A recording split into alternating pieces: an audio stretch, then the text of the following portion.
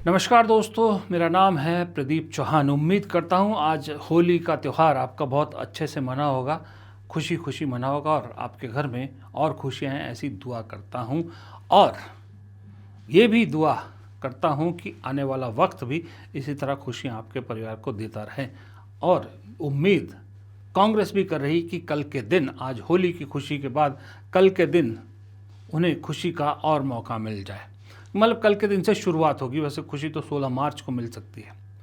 खुशी है राज्यसभा चुनाव। आपको मालूम है देश के 10 राज्यों की 37 सीटों पर, 37 राज्यसभा सीटों पर चुनाव होने हैं। 16 मार्च को सामने आ जाएगा किसको कितनी सीटें मिल रही है। उम्मीद ये है, गणित ये कहता है कि कांग्रेस को 10 सीटें मिल सकती हैं।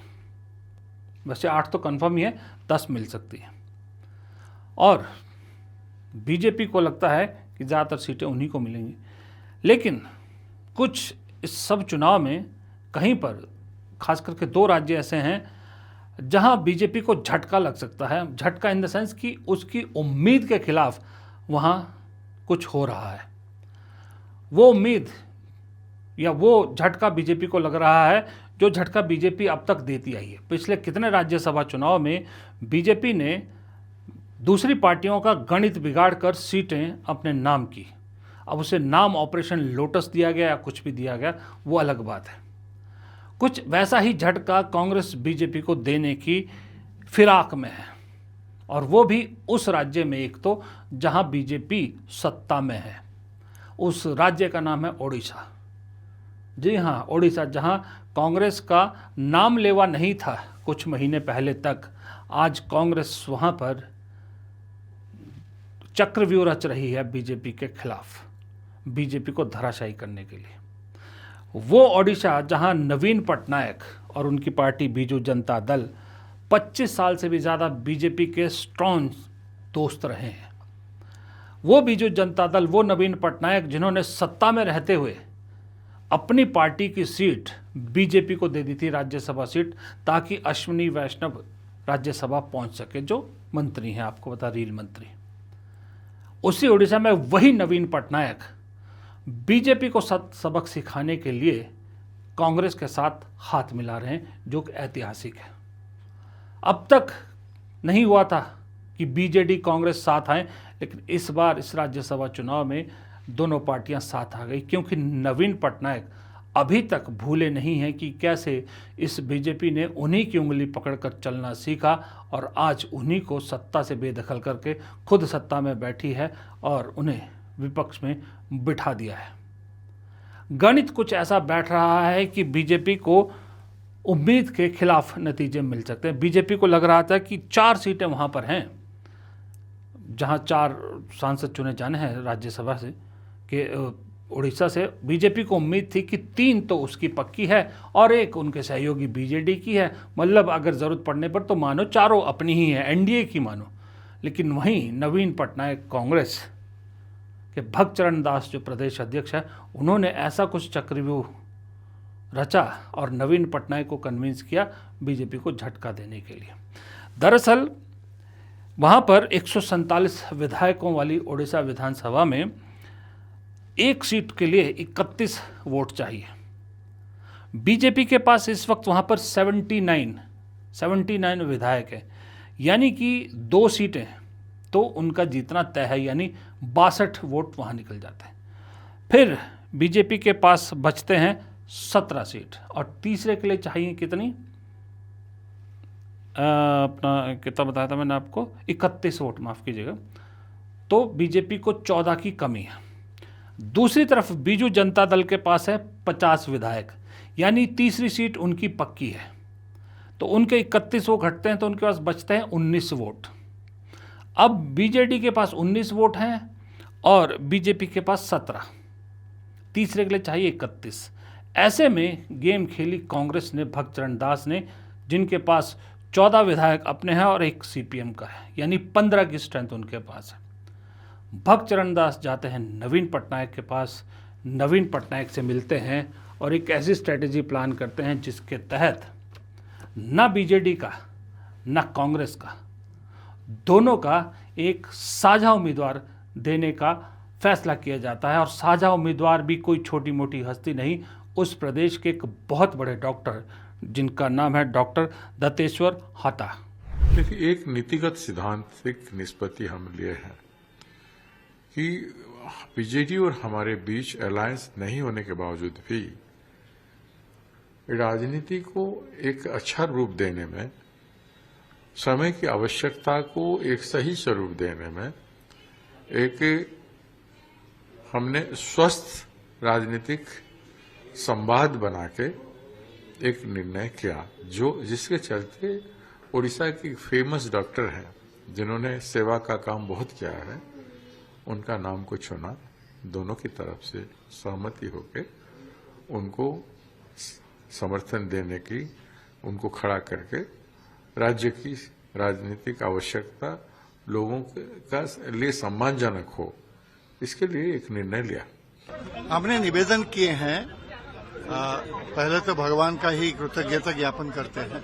हमने निवेदन किए हैं, सभी लोग अच्छी तरह से हमको सुने और विश्वास है हमारा जो कैंडिडेचर है उस पर वो निश्चित रूप से तय करेंगे हमारे सहायता के लिए और समर्थ के लिए। सर, 2 विधायक अभी अनुपस्थित नहीं, हम तो सबके पास जाएंगे। And I have already told that I am grateful to the Congress party and high command for giving me an opportunity to meet them and appeal to help me. Sir, आप इंडिपेंडेंट माने जाएंगे ना कांग्रेस या? वो आपको 5 तारीख को सब कुछ पता चल जाएगा। अब ऐसे में आंकड़ा हो जाता है 14 कांग्रेस, 1 सीपीएम और जो है 19 बीजेडी के, और इनका आंकड़ा पहुंच जाता है 36, यानी कि चौथी सीट बीजेपी के हाथ से निकलेगी। साझा उम्मीदवार है तो जाहिर सी बात है उसको आप एनडीए में नहीं गिन सकते, और अगर बीजेडी उस साझा उम्मीदवार को सपोर्ट कर रही है तो जो एक अपना जीतना कन्फर्म है उसको भी आप एनडीए से बाहर करो, यानी वो भी एनडीए का नहीं है। तो बीजेपी को मिली 4 में से 2। अब आइए एक दूसरे राज्य में, तेलंगाना में सरकार कांग्रेस की है, मुख्यमंत्री ऐसा है जो बीजेपी को मात देने की रणनीति में माहिर है, जिसने 6 महीने में बीजेपी के सपना चकनाचूर करके उसको पीछे करके बीआरएस को सत्ता से हटा के खुद सत्ता हासिल कर ली, वो रेवंत रेड्डी।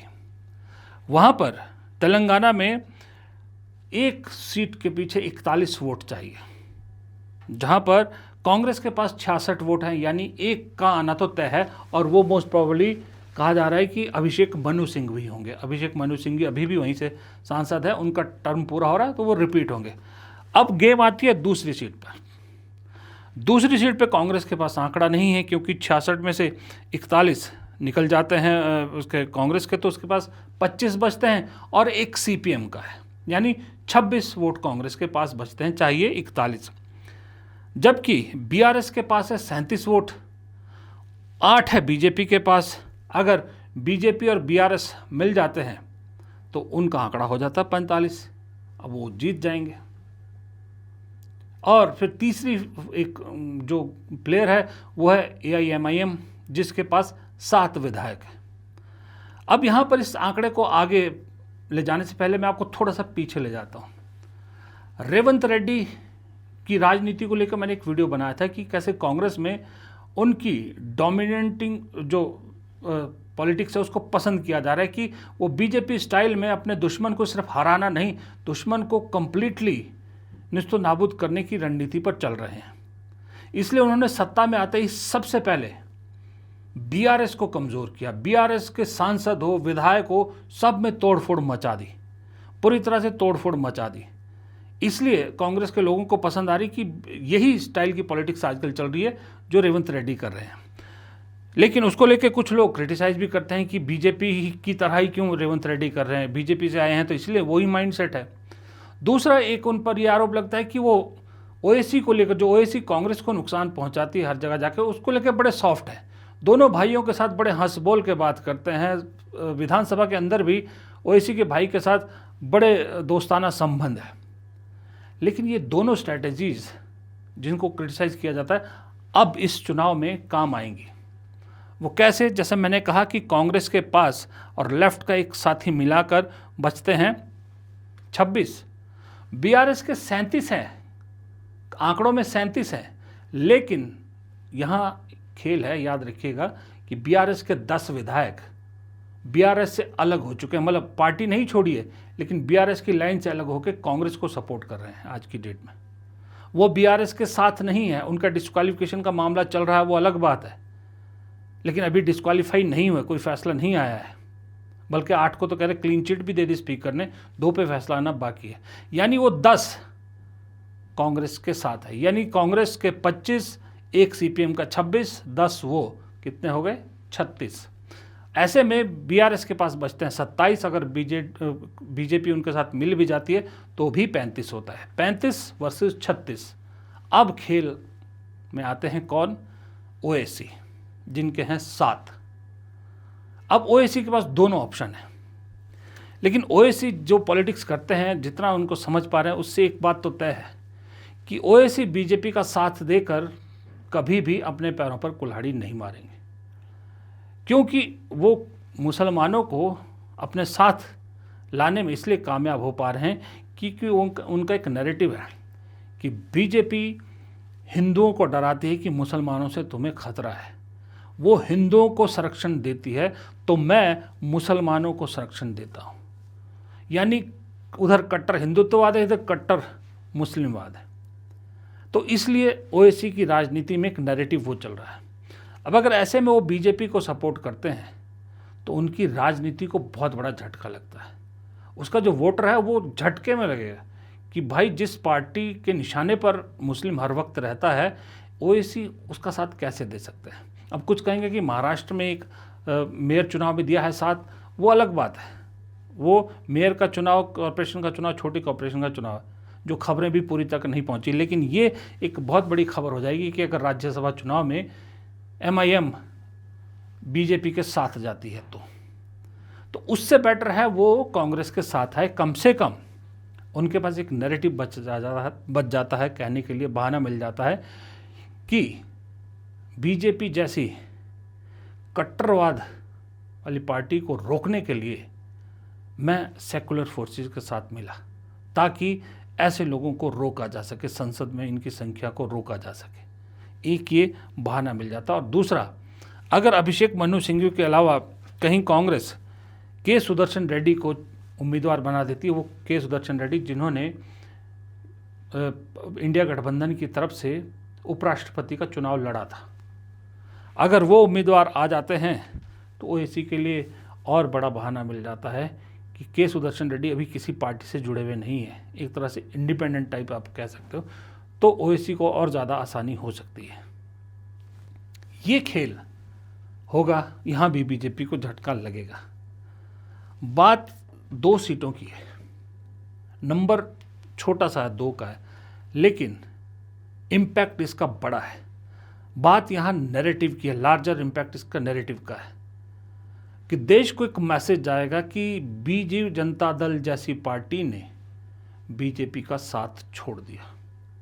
यानी उस पार्टी ने मैसेज दे दिया कि डर की राजनीति से बाहर निकलना है, अब सर्वाइवल की राजनीति है। और सभी रीजनल पार्टीज़ को जो डर के मारे हर ऐसे मौके पर बीजेपी के साथ खड़ी होती है, उन्हें एक मैसेज जाएगा कि अगर अपनी पार्टी की राजनीति बचाए रखनी है तो अब बेहद ज़रूरी हो गया है कि सत्ता के खिलाफ खड़ा होया जाए। और सत्ता के खिलाफ होने के लिए आपको एक छत्र छाया चाहिए, तो वो छत्र छाया आपको कांग्रेस के साथ मिल सकती है। ज़रूरी नहीं है कि अलायंस करो, ज़रूरी नहीं है कि गठबंधन करो, लेकिन ऐसे मौक़ों पर जहां बीजेपी को हराने का मौका मिले, वहां कम से कम साथ तो आ ही सकते हैं।